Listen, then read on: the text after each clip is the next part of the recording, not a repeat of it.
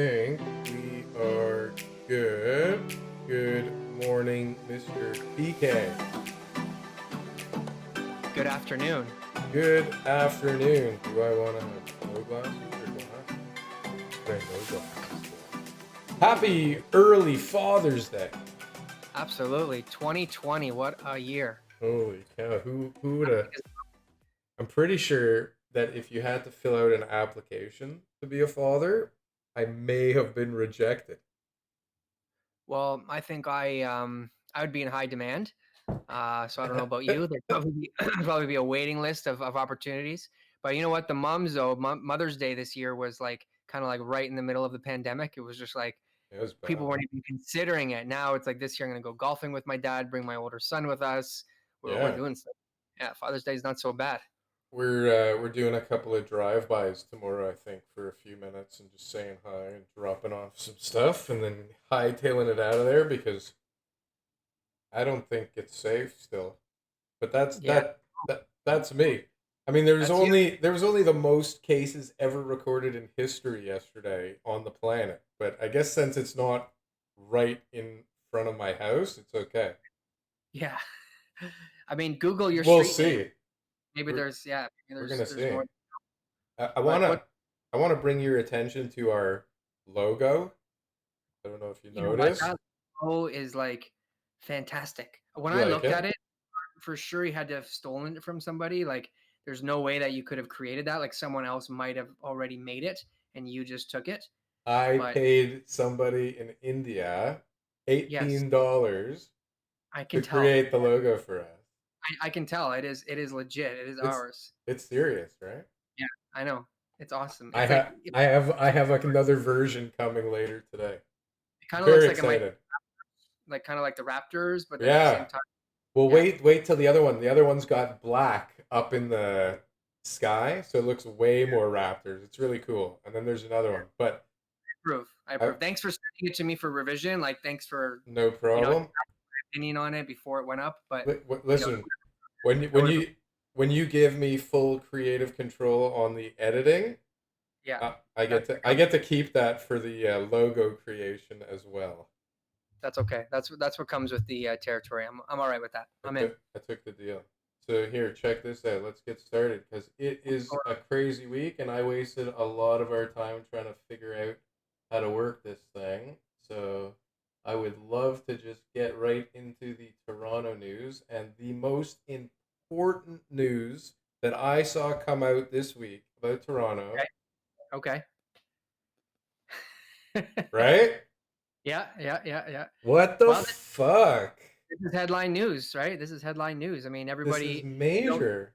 if you don't know somebody, then it's you're connected to the celebrities and the sports stars and everything else, so it feels like a little bit closer to home. So Austin Matthews, obviously big star here in Toronto. So You know what? It's the whole thing got much more intense and much more serious when players in the NBA got it back in yeah, March, right? March 12th, I yes, think it was. All of a sudden, the NBA players got it, and it was like, yeah. we're shutting down the world. Tom Hanks was the first, right? Tom Hanks. Then it was First like, actor, yeah. kidding me? He survived on the island alone, and all of a sudden now it's the coronavirus. It's taking him down. So that yeah, it hits home for So, sure. and he's not the only one in the NHL, but I thought that was Toronto news for sure. But let's get Well, to some real estate news. okay, well let's I got a good segue because Okay. two Toronto Blue Jays team members, first base coach, we won't name names, and a player signed leases at the beginning of Yeah, 2020 to Rowdy be Telez. supposed to be moving into their $3,100 and $4,100 rental units Yeah, I read that too. for paid first and last and never came in. What do you think? Sure. What do you think about that, Daryl? What do you think? What would you do if you were in the States and that was you? You signed a Well, lease. first of all, I think people that are intentionally living in the states that have an option to live anywhere other than there, the most infected country in the world, are stupid for living there. One, two, it's a sticky situation. I mean, we're talking about multi-millionaires who get paid to pay a game. Are they different than Other people that aren't gonna make the income that they're used to making. I mean, I guess I guess that perspective or point of view kind of thing. I mean, they're also not making the money that they were relying on making this year, right? or using the unit at all, right? So I mean, there's a lease signed. There's obviously a lot of stuff here. If it went to a tribunal, and if they never moved in and they gave the landlord notice as much as possible, and were willing to compensate the landlord for any months lost, the landlord, I believe, has to make reasonable efforts to lease out the property again. In this type of situation. So we'll see. We'll see. One of them wants all their money back, including the deposits. That's not likely. No, and probably not very reasonable. I mean, even the coaches are making a fortune coaching baseball. But I mean, it just shows you. Listen, there's all kinds of people in all kinds of industries, and same thing in real estate. Like, there's honorable people, there's scumbags, and there's everything in between. Hmm. But yeah, I mean, that's just gonna be it. I mean, that that's just the tip of the iceberg for that kind of story, right? I mean, Exactly. they're How many? they're not the most prolific players or coaches in the league either. I mean, if anybody could, scrounge away some money for maybe a later day, it's Rowdy Tellez. I mean, that guy may not have much of a major league future. Yeah. But Well, anyways, that's neither here nor there. But it shows yeah. that a lot of landlords might be in those type of situations. So if you got $4,000 a month income coming in that you're generating from a property, now this was a husband and wife landlord. They might own other properties. We don't know exactly what their situation is. But if you're a landlord relying on that $4,000 a month income, and you're now no longer getting that income for 2, 3, 4, 6 months, right? That's a pretty substantial hit. So it means, what is that going to do to your bottom line? Where is that money going to be coming from? How are you carrying your expenses? Because there's a lot of people who might already have other issues. There could be multiple properties that they own. It could be no longer having income from their businesses.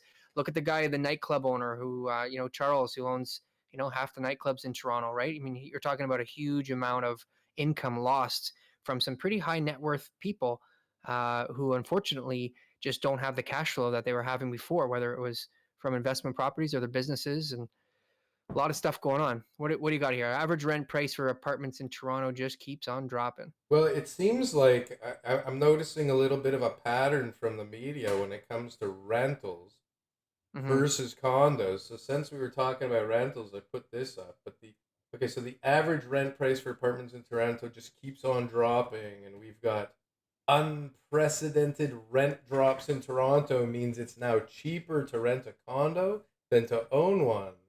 And Good. yeah, I mean, who cares? Toronto residential rents dropping because of COVID-19, figures suggest. They need figures to figure that out. How the Airbnb ban led to lower rental prices in Canada's major cities. Yep. Ontario's Airbnb ban is over, but the party never stopped in some Toronto condos. Yeah. People were renting them out illegally in some places. So we've got this narrative, it looks like, this week about, rent dropping like crazy and unprecedented. And, the rental market, they're, I guess, making it seem like it's getting worse. But I Over mean, It's an oversupply situation. That's it. So, we talked about this already. A lot of the rental units that are coming up are vacant. So people are coming from either a short-term rental situation or new construction. They need to find a tenant ASAP. So, I mean, you can try to get a certain rent price that 10 other people in your building are asking, but if that takes a month or two to find that rental, that tenant, and then all of a sudden you've got to wait another 15 to 30 days in order for the tenant to move in, you're talking about 3 months. If you advertise it at a lower price and say take possession right away, it means that you can at least stop the bleeding and pick things up a year from now when the lease is done. Also, there's no rent control on some of the newer units. So if it's built November 15th, 2018 or earlier, or sorry, later, then you have no rent control. So it means that maybe after the 1 year lease, then you can jack up the rent to try to get your unit vacated. And that's a play that a lot of the investors are going to be trying to take advantage of. but this is just temporary. I mean, how much extra inventory can there be compared to what's necessary when nobody's renting anything and nobody's moving around and nothing's coming online. Like, Yeah. So we rely heavily on immigration to fill those rentals. sure, Heavily. So when you've got a huge decrease in the amount of people moving to Toronto, not just from other parts of the world, but also other parts of Canada, you're going to start seeing a little bit of a shortfall in the demand part of the rental industry. Now that's not going to last forever, right? We don't have enough places for people to live in Toronto. That is a problem. It's a fundamental issue that we've got on the purchase and on the rental side. So sure, uh, that'll straighten itself out. But in the meantime, we've got oversupply, which means that's going to keep rent prices down, which I'm sure there's a lot of people who are happy to hear that. sure. So, and then that, I mean, we'll probably go all over the place today because, I mean, there was a big narrative on newcomers. If you look at the screen, newcomers welcome why Yeah, immigration is fundamental to the strength of Toronto's real estate market. of course. We talked about why Canada still needs immigrants despite soaring unemployment. Yep. Uh, Canada's largest real estate markets see a big drop in new permanent residents. I mean, these are fucking stupid articles, though. I mean, really? There's been a travel ban for 3 months, and people are scared out of their minds to go anywhere. Like, this is obviously the case. This is nothing new. This is not news here, but Well, it's it's the news. It's maybe what people have already assumed is happening, but it's nice to hear. I think what the narrative is this. This is what I believe. This is what I'm reading in between the well, lines. well, hold on. Is Let me paint the whole narrative first, and then we'll here. we'll just get into it, and we'll bounce around, and we'll do whatever we're gonna do. So we may be in a deep hole, but here's why foreign investors think Canada is cool again. It was always been cool. Foreigners, hey, check it out, Frank Leo. Oh, did he disappear? Is he coming back? Oh, he's gone. Did you see that though? That Yeah, segment was BDC brought to you now. by Frank Leo and Associates. Now BDC. If you need a business loan, guys, BDC is there for you. BDC's there for you. They're one of our sponsors. So foreigners are buying up Canadian Not true. debt at a record pace. We also have, sorry. Pandemic puts strength. There's Frank again. Pandemic puts strength of TO real estate market on display. Yep. Home prices in Mississauga remain stable amid COVID pandemic. Pent up demand will boost Canadian home sales in June. Okay. How is Toronto real estate hot with unemployment at 14%? Okay.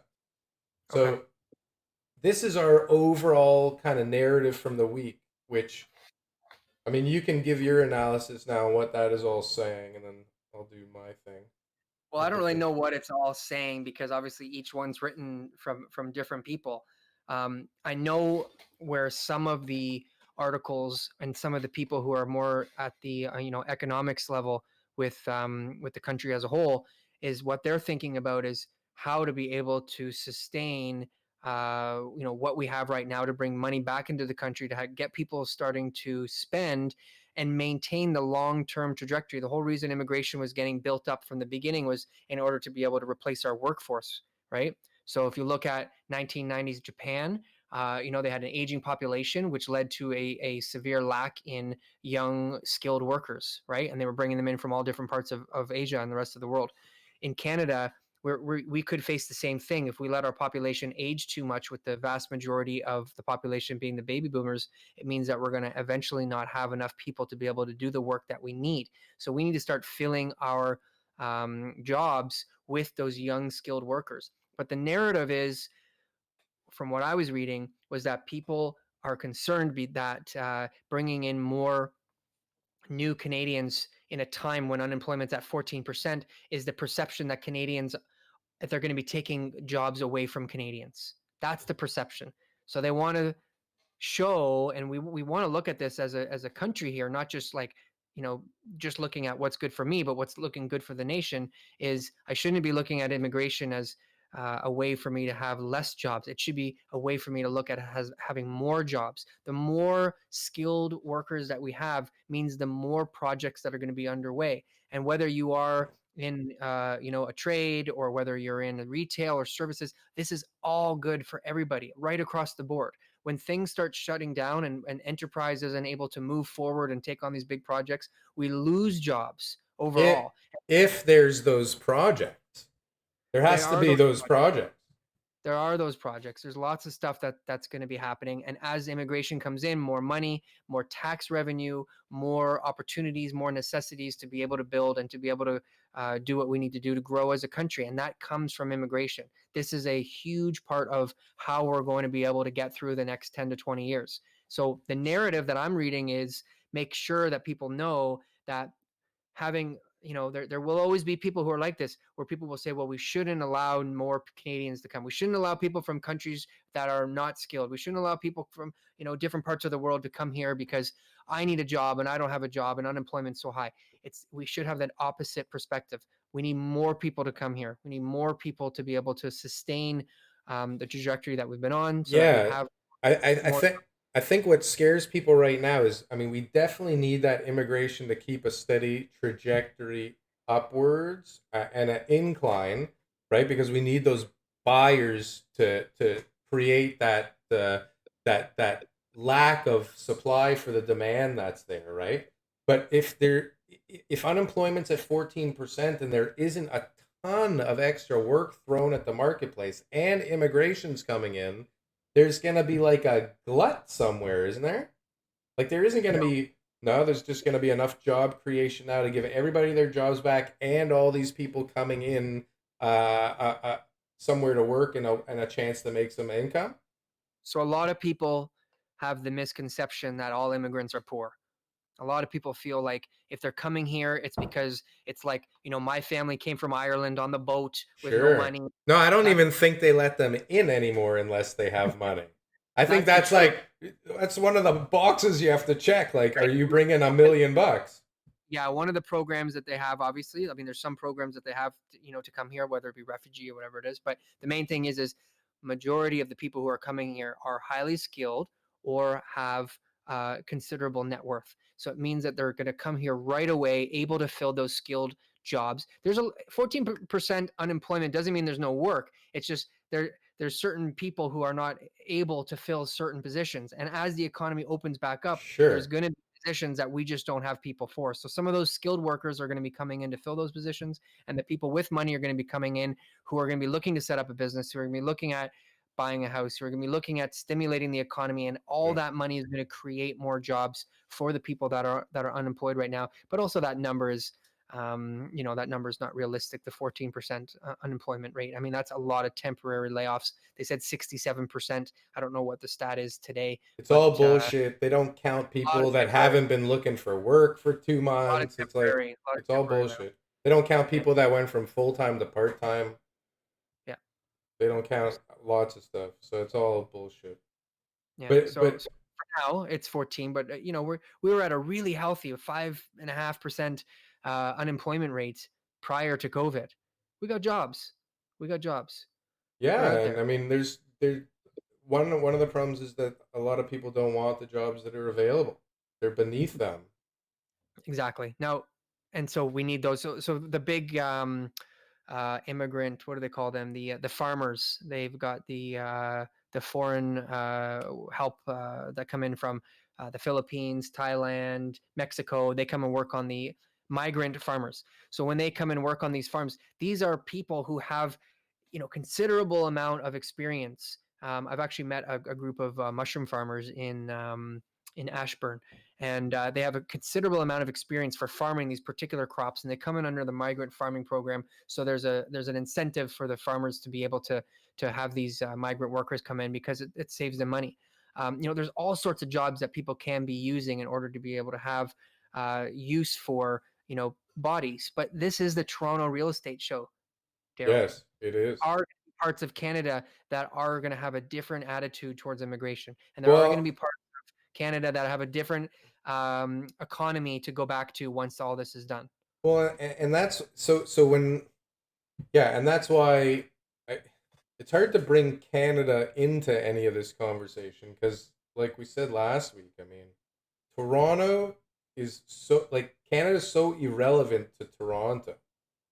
We just do our own thing. We go our own way. We go about our business. We just keep chugging along. They're throwing stuff at us left and right. Like the federal government, the provincial government. the United States, like Mother Nature, everybody's trying to stop this market, and nothing can stop it. It just kind of slows it down for a little bit, and then it gets going. I Yep. guess that's like any market, really. But this True. one in particular just seems to always like traject upwards with temporary delays from outside sources. It's never because things are all screwed up here. We've overbuilt. Like it's not like the United States, like in Miami, where they go so bonkers in the building boom that they build so many extra units because they build units before people even buy them. They just go crazy and they get all this borrowed money from the bank. They build all these buildings, and then the next thing you know, it's like, oh, hold on a sec. Maybe we should have put the brakes on a little bit and sold some of these things, right? The one thing about when the Canadian economy is in trouble is everybody inside the country is forced to go where there are jobs, right? Forced to go where they, yeah, it Yeah. So redistributes the skilled work that so currently exists. But right now we've got a lot of jobs in Toronto. We've always had the best jobs. So not only are we going to be attracting the people from other parts of the world, but we're attracting all the other people from parts of Canada that aren't doing well, whether it be the East Coast or the prairies, which means that we're going to have constantly stimulation from people bringing in their money and doing what they need to do, which means demand, which means that there's constantly going to be the need for people to be buying Toronto real estate. It never disappears. The only yeah, concern we always have is just if there happens to be too much supply, then that means that we're going to have, like right now what's going on with the rental market, then that means we're not going to have the same pressure on prices. But for us to say, even in the worst years, I don't have all the figures in front of me, but maybe 70,000 transactions on the Toronto Real Estate Board in one year. That's still a huge amount of people. Maybe including rent. Is that no, purchases and rents? purchase. No, That's just just purchases. yep, That's a year for Toronto Treb, yep, not including new construction. not including that's just on the MLS. 70,000 transactions. Hmm. Wow. That's pretty That's crazy. that's a low year. Yeah. But that's a Yeah, crazy number. we had over 100,000 there a couple years ago, a few years ago. Anyways, all of this, even I don't even understand. I don't see any numbers in the rental market other than that like average prices are dropping, which doesn't mean anything right now if you ask me. Even like even if there's an oversupply, how did we go from the crisis that we were in 4 months ago to having an oversupply in the rental market when literally nothing but Airbnb has come online? And I guess some student housing has come online.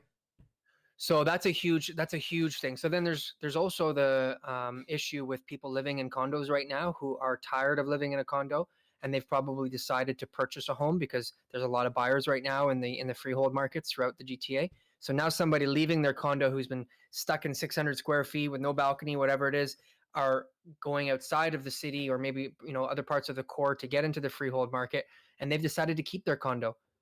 They're doing well. They've got good jobs. They've been downtown. They're working from home. They said, well, you know what? We're going to keep the condo. We're going to rent it out. So that adds more to the rental market there, right? Yeah, but Pretty the significant. buyers are just waiting for things to get back to normal. They didn't disappear. They're just waiting. They didn't But all of a sudden, all the people said, oh, we're not buying real estate anymore. We've seen people are like itching at the opportunity to feel comfortable to get out there. So we have sure, like phase one of the people that are really the craziest that want to go out there and pretend like everything's fine and I can't catch this virus and I won't die from this thing if I do, all yep, out there.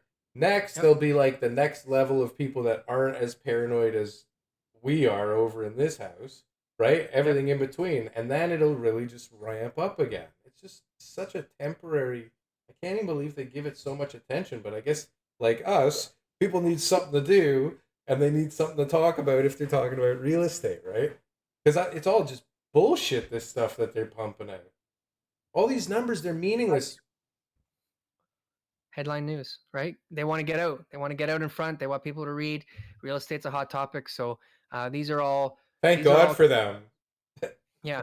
These are all otherwise our show wouldn't exist. There's We'd have there's no content. The only thing that matters in real estate is that things are changing. That's it. When nothing changes, okay, nobody's talking about real estate, right? When Real estate nothing just becomes, changes, nobody's talking about real estate. What the hell does that mean? it means that when the market's going up, when demand is high, when buyers are out there, when government's implementing new changes, when seasonal adjustments are being made, when new condos are coming to the market, anything that's a little bit of a change creates the frenzies. It's the herd mentality. People hear something from a friend through their banker, through their financial advisor, and they're moving along and they start marching to the beat. When nothing's happening at all and everyone just kind of sits there, it's so funny when we get into to these little lulls. I just see so many people sitting around saying, well, maybe I was thinking, is it a good time? I don't really know. Those are the best times because nobody else is doing anything, right? Right. And then all of a sudden, well, the market's going up. I heard the market's crazy. I mean, it's up like 10% year over year. I think it's a great time to move. I think this is I got to get in, right? Like Yeah. it's just the way it works. Like there's no point in trying to convince people to do it otherwise. So where If are they're we right now? Are we like back up here? Or are we up. We're moving up. People are talking about it. It's in the news. It's on the headlines. It's all over CP24 and everything else. People are excited again, and prices are climbing. Prices, no doubt, are going up right now. This in almost every segment of the market. So when people are looking at that, they're saying it's time. It's the place to be. I'm going to move. I'm going to upgrade. I'm going to downgrade. I'm going to get in the city, out of the city, and that's what they're doing. They're moving. Things are changing. things are starting to move and shake again? Absolutely. We had a few months off, so that eliminated 2-3 months possibly from 2 full months from people's ability to buy real estate. Since things have started to open up again, I've been on like a shopping spree. I can go into all these stores that I hadn't been to, and I'm like getting stuff, buying things that I need. Nothing huge expense, but I'm buying stuff because I'm excited to be out again, to spend the money and to do things that I want to do. So this is how people are for real estate too. Yeah, for sure. I mean, especially if you have to move or you're sitting there and you're, you know, realizing how much you do not like this place anymore and that you want something new, or you've been Yep. watching, so many of these real estate shows on TV and realizing that you live in a piece of crap and you want to move up and you have the money for it Sure. now. Another thing. A lot of people made a lot of money actually during this thing too. Yep. A lot of Take uh, advantage of some deals now. a lot of activity has been happening in the luxury home market outside of the city, right? So in these price ranges are usually going to be about 3 million, something like that. There are some bigger ones that I've seen a little bit of activity on, but the stuff between 2.5, 3.5 million, 40 minutes outside of the city, we're starting to see some activity there now too. So people are saying, well, I don't need to be in the city. I want a bigger space. I'm going to have more land, and they're more comfortable leaving the city again, which they had pulled back when we had that 2017 push. People were pushing the urban sprawl. Prices were climbing up in these small communities, and York Region got hit really hard when the foreign buyers tax was introduced April 21st, 2017.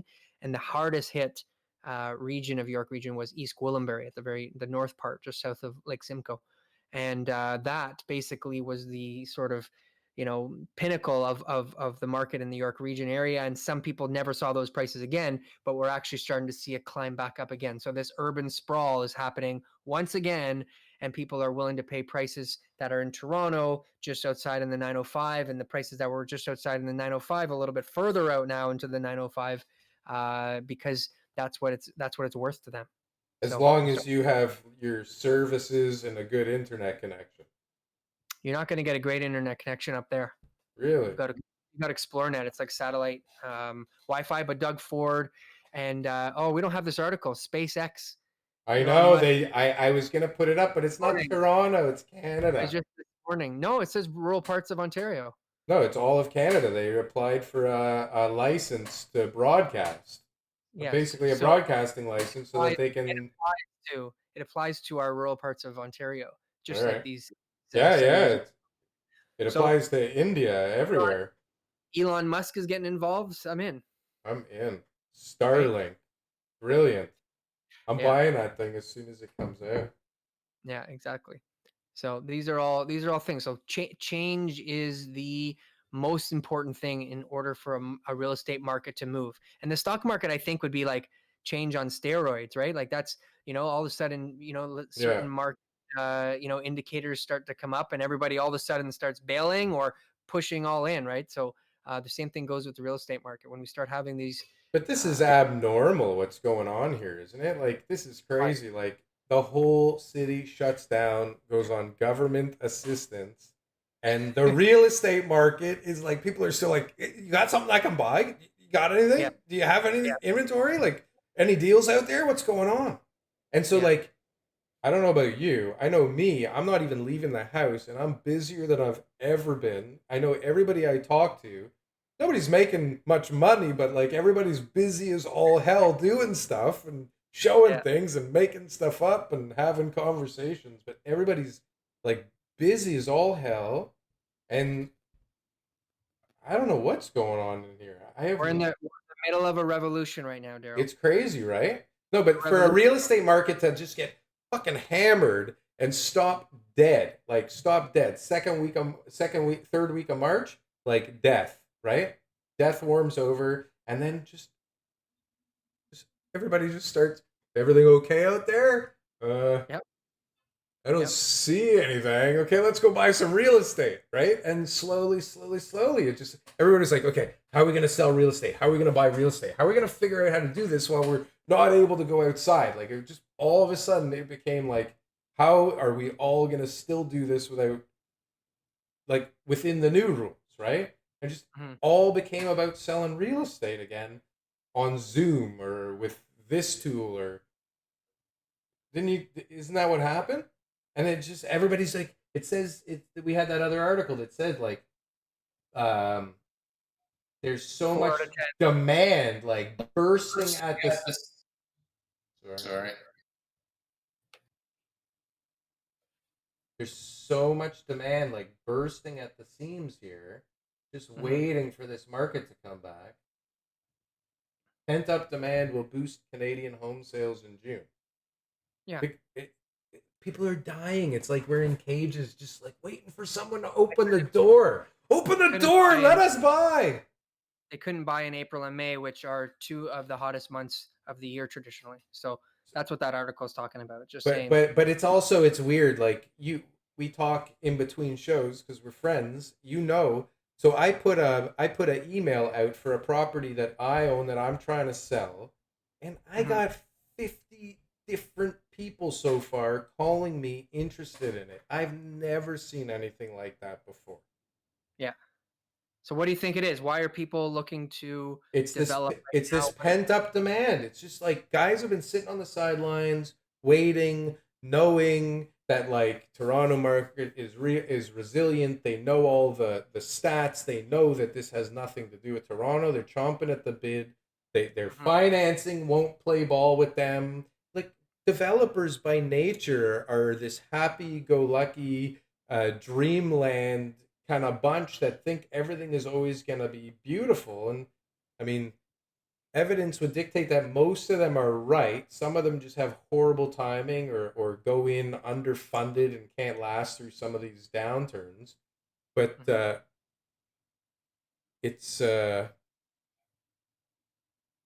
it, it's just crazy what's going on out there. Just how like soon as there's a couple of articles in the news that are like real estate's back or like things are happening again, everybody's like, yeah, we can play again. And That's how. everybody's and there's not so much inventory out there because everybody like we were thinking about selling the property a few months ago, soon as we closed on it, and we were like, I don't think this is the best market to try and sell something in. It doesn't really show any strength on our part. It shows that we're desperate if we're selling right now. So like a lot of those sales were all people that kind of had to sell something because they were in trouble, right? And we Yep. weren't in trouble, so we just waited for like the dust to settle and everything to calm down out there and some of this good news to come back and like everybody, it's like a race now. It's really Mhm. unbelievable. I've never seen anything like this. It's not like normally a real estate market takes a while to turn around. I got I got really caught in 2009 here, like devastatingly destroyed caught. Okay, and that market, like that, also that had nothing to do with local fundamentals. Everything was chugging along beautifully. The market was beautiful, but things were starting to happen in the States, and Wall Street was screwing everybody around, and it was starting to fall apart over there. But here was like a boom town, and then all of a sudden it just died. And it took a good 9, 10, 11 months to come back to where it had left off, which was like unbelievably fast, like a crazy bounce. Like you talk about V-shaped bounces, like they were talking about in the news for months, that they think that's what's going to happen. Like Toronto really in 10, 11 months, boom, V-shaped recovery, and then we were off to the races for years again, right? Yeah. Um, and now it's like it hasn't even been 3 months, has it? No. Well, it's been 3 months exactly, just over, but it took less than 3 months to come back again, right? To start creeping back up and at least not be going down again. So like Yeah. it's In fact, probably you have to understand a huge difference between the Great Recession in 2008 and 9 was that there was uh, a lack of ability for buyers to get the financing that they wanted, no, right? there was more than that. There was an absolute fundamental breakdown of the financial system that In the state, happened, no, in the world, because it was all tied to the entire world, right? I get that, but what I mean is as far as what you were able to borrow and not. So you're No, right. As a but there world was economy, there was an economy issue. Like the yes. economy was broken and everything fell apart. This time, the economy is not broken at all. It's humming around all over the place. But the consumers are broken or scared or locked away. They can't shop.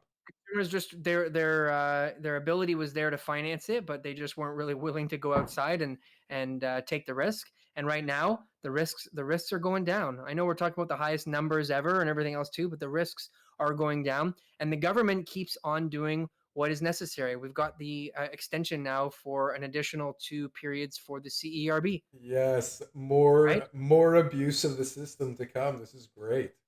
Well, you know what? They're asking people to sign an attestment to say that they are going to be looking for work and that they're not going to be unreasonable refusing an offer to come back to work. Yeah. So, at the end of the day, I mean, the government's got to step up. I know very specific people in different industries where they're not allowed to open yet. So what are they supposed to do?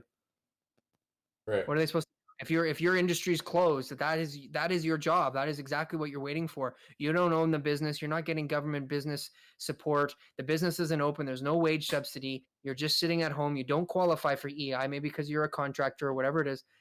Now what? Now what do you do?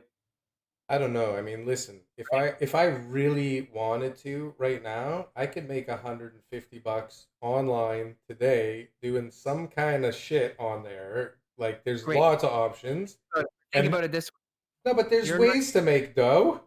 the government isn't restricting you to do that though. So some people aren't like you. They've got a particular skill set. They've got a particular job. They've got certain needs and abilities, right? And they're only willing to do so much sometimes as well.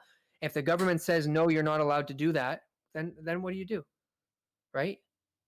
Well, I mean, should It's not like the industry's collapsed and they've got no choice because their job is no longer available because the business isn't viable or whatever it is.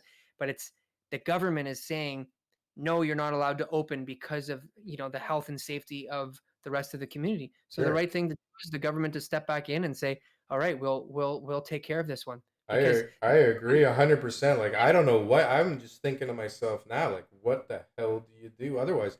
Because this is not like back in 2006, 7, 8, 9. I was like, all those companies should have been allowed to fail. Like this is just ridiculous. They're screwing around. They're screwing everybody. They're getting all this money. They made billions of dollars. Like they should just be allowed to fail and go out of business. But this is a Mhm. little different. But then, like, if you have a real economy, like a real capitalistic economy, it doesn't matter that there's a big virus out there and people are told to stay inside. If you're bankrupt, you're bankrupt, right? So what's happening is like the way we are used to living our life as capitalists is going to be very different now. Because like everybody is more and more indebted to this government. All these landlords are indebted. All these tenants are indebted. All these businesses are indebted. All these people are indebted to the government now for this, and they're going to Who owns, expect it. They're going to expect it. where's What's that that? article? Who owns all the debt? Who owns all the debt? What Yeah. is this? Am I supposed to pull this up on Google? You had it up there already. You had the uh, Okay. foreign investment bought up most of the debt. What was it? Yeah, right here. Foreigners Foreign are buying Canadian debt at a record at pace. a record pace.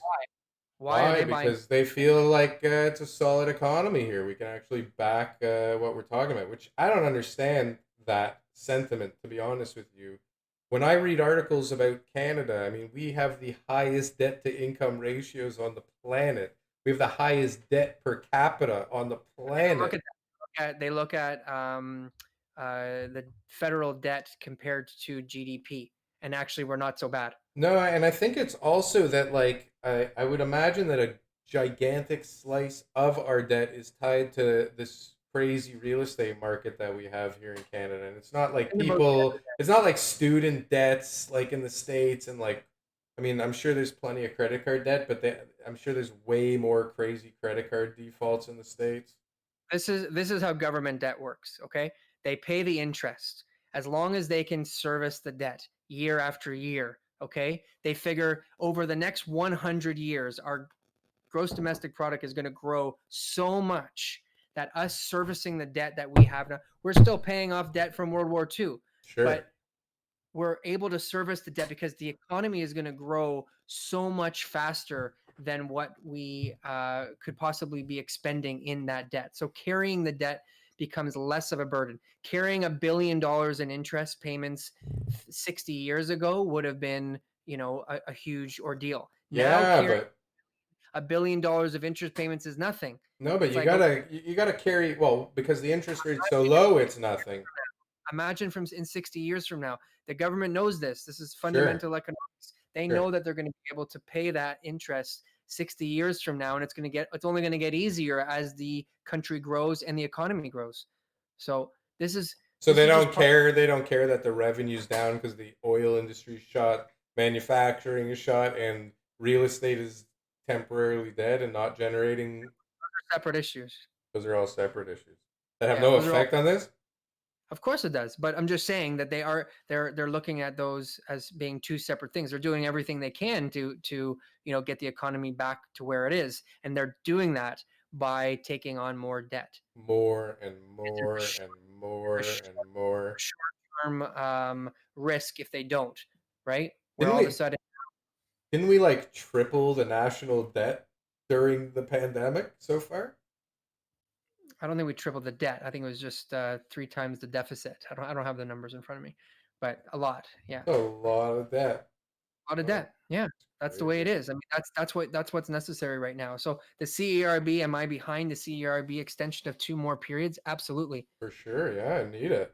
Yeah, There going to be people who abuse it. 100, excuse me, 100%. There's going to be people who abuse it. yeah. Is that something that we're going to be able to control in a way that still gives access to the money in people who are in need? No, we can't control that. We've got to give people the money just like we file our taxes as the honor system. Let's see what happens as time goes on. If people end up, getting their jobs back, going back to work, offering things like, universal income and stuff like that too. These are all ideas that float around.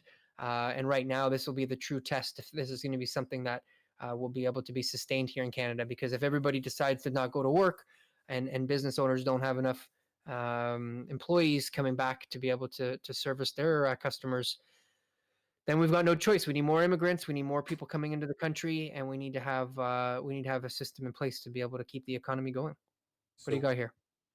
this is partially a result of the pandemic, but Okay. mainly a result of lying, cheating, and normal developer shenanigans. Yeah. This is an article about Concord Pacific, the gigantic Asian Vancouver based company. Gigantic developer. They acquired the Crestford development site, the Clover on Yonge Street, at like Yonge and Wellesley, Dundas area. This is a property that is completely built, basically topped up, needs to be finished still, but went into receivership with a couple other buildings. Big story in Toronto. Crestford, basically three properties in receivership, and Yeah. this one sold to Concord. So now what people are kind of talking about is that there were all these purchasers that had purchased at 850, 950 a square foot 3, 4 years ago, 2 years ago, whenever it launched. Um, but because what happens generally in a receivership when a new developer takes over is that they're not buying the contracts. They dump the contracts, which are the main one of the main reasons why the development goes under, right? Is because construction prices go up. They sold them 4 or 5 years ago, and now performa just doesn't make sense because things change so drastically in the time between pre-sales and construction. Mm-hmm. I mean, the real story here is that they were just lying to people, and they didn't budget properly, and they had big budget overruns, and they ran out of money, and then they had borrowed from Peter to pay Paul, and Paul to pay Peter, and Mario to pay Paul, and they were playing a shell game, and it was fine while the market was humming, but as soon as the pandemic hit, it made it a lot harder. I guess impossible. And then, they got sued. Crestford is part of this by their CEO or CFO for in the contract that I guess with the financing, the deal was that they were supposed to put in equity of their own, and they had borrowed third party equity to put in as their own equity, and like things were just unraveling between the CEO and the CFO, and next thing you know, somebody's getting fired and somebody's getting sued, and then Crestford just completely unraveling at the seams. But as part of that, the owner is saying that the CFO was making shady side deals with trades for more money and taking money out on the side at the back door, and that's what increased all these budgets so that they're over budget and out of money. And it's like there's a war going on in the background. But meanwhile, Concord Pacific comes in here, buys a property out of receivership. It's basically built, and they can launch again at $1,500 a square foot. I don't know what they paid for it. It hasn't been released yet, but Debt free. Every building debt free. They can pay off all the creditors. I would imagine. Well, I mean, I don't know what happened. Somehow in the background, prior to it going into receivership, Concord Pacific somehow got in position to be able to buy the site before it going out on the free market. So I don't know what happened there, but I mean, Maybe some they're. like the money had to have agreed to this deal, Yeah. right? Like the Yep. guys back in the deal couldn't have not been on board with this thing. It probably happened the deal probably even prior to the receivership, right? But Yeah. I mean, A receivership. Not everybody's going to have to be on board. no, but if I had a big chunk of cash sitting in my bank account waiting for a really good deal, I mean, Mhm. I don't know what the return is on investment, but the IRR, like the speed of which you will make that money has to be really fast because you're buying it, it's built, you can sell it right away, you can move Yeah. people in and close within probably like a year and a half for 500-600 units at like Young and Wellesley. Yeah.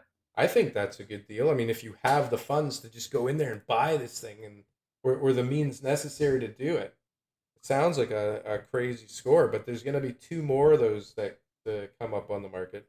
I thought that was interesting news this week that that deal closed, at least from like the Yeah. development world kind of angle.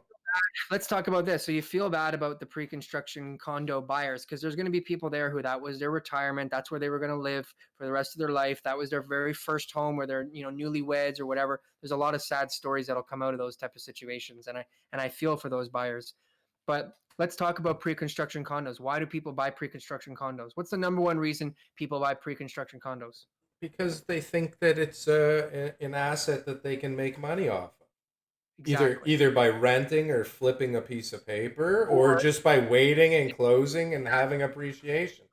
the mindset of these people is investment. You're not buying based on, your current needs, because I need a place to live, I need a 3 bedroom, a 4 bedroom, whatever it is, so I'm going to go buy. You're thinking, how can I get ahead financially? So you're taking risk. That's just the name of the game in any investment. So at the end of the day, you got to look at how risk tolerant are you. Well, Now, what are that's a lot of the people, but there are plenty of people that, have had a good job for 3 4 years. They're living in a studio or a one bedroom. they buy resale then, so they can move right into something? I don't know, but like lots of people that want to live in a condo buy condos. I'm not saying they don't. What I'm saying is, in the end, what they're doing is They're they're. gambling though, for sure.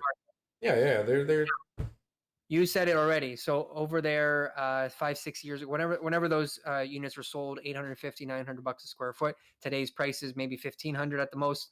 Now, what are developers doing who are pre-selling today? If I'm selling in 2020 and I'm going to be built in 2023, am I factoring in the resale prices of 2020, or am I taking into consideration the appreciation over the next 3 years and factoring that into the price It's that's being funny. sold? I had that conversation a lot actually this week, uh, Yeah, because I'm talking to a ton of developers selling the property, right?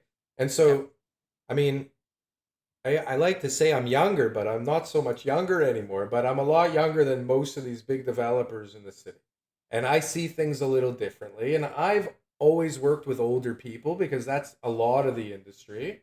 And I could never understand, why do you not like price in some appreciation in the market, uh, because you're pricing in, you know, cost increases over time, right? So it seems like, at least for valuation, which is always, helpful to make the performa look good, you,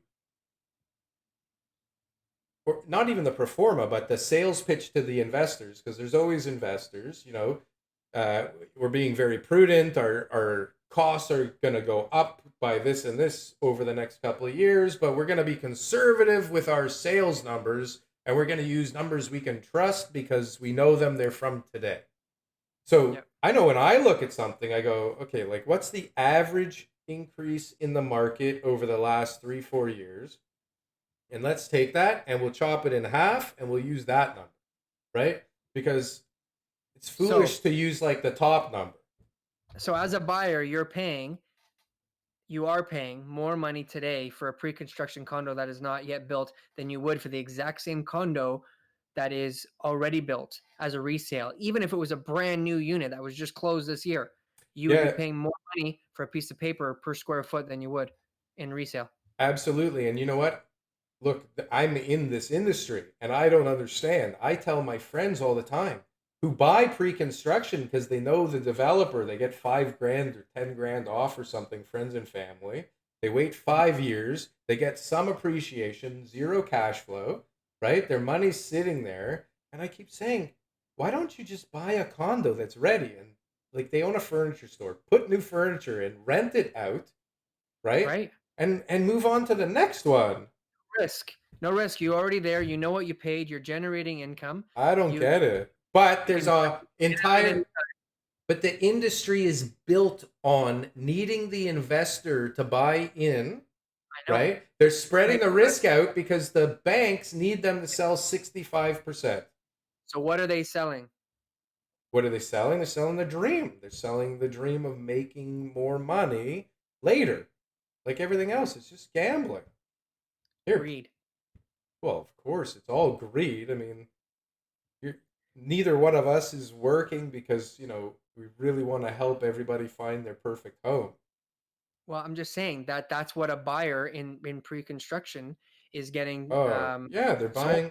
Sure. They're saying, look, not only are you going to get this beautiful place that you want to buy, and here's the dimensions and everything else, but you're going to make a lot of money too, and you're going to have more money in your pocket, and you're not Nah. going to have to spend And money now, during the.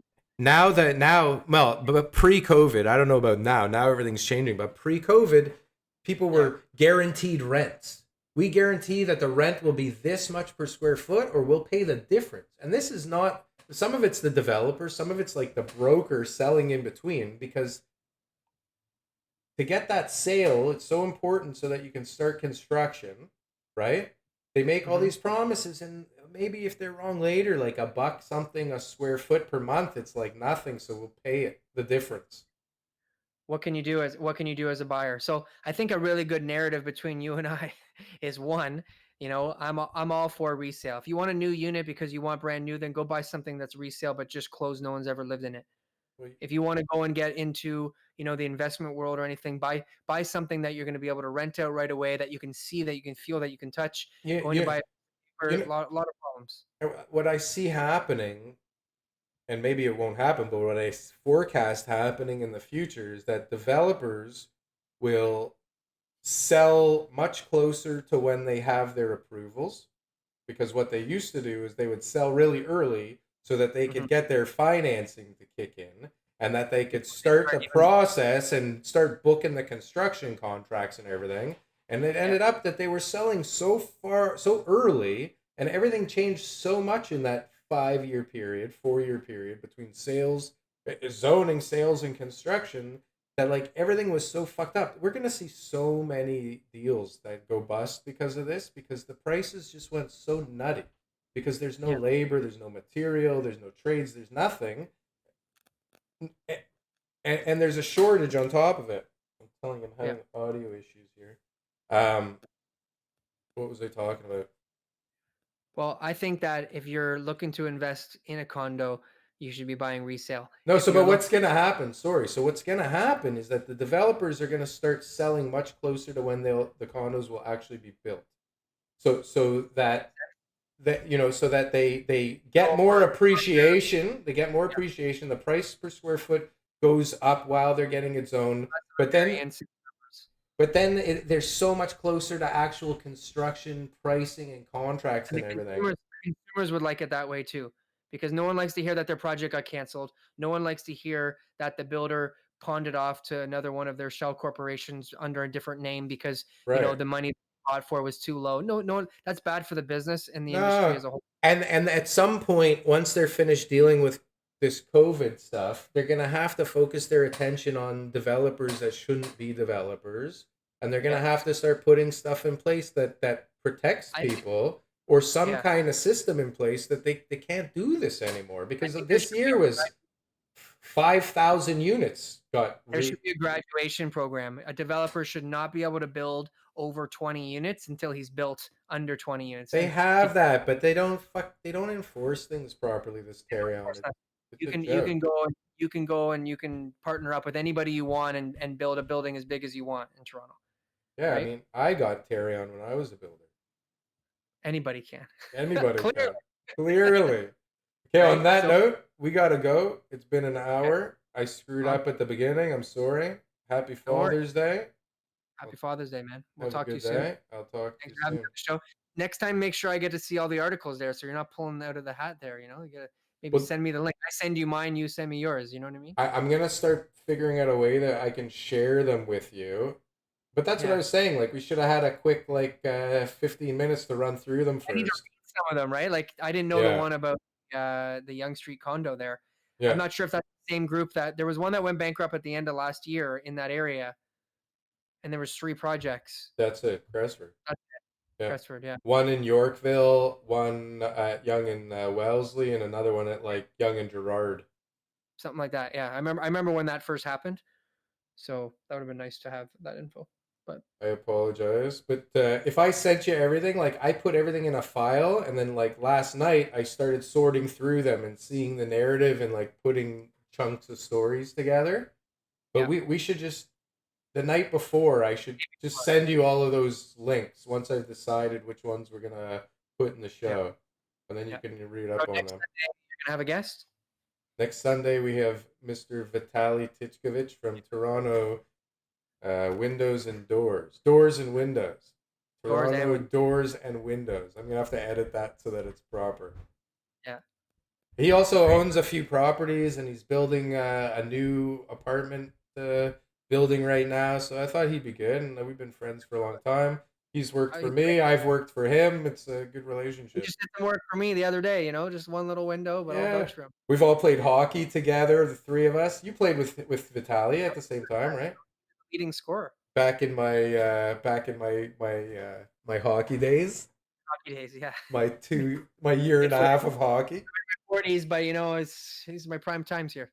I'm gonna start getting myself in a little bit of hot water if I don't go now. So I will talk to you soon. Thanks, Joe. Bye bye bye bye.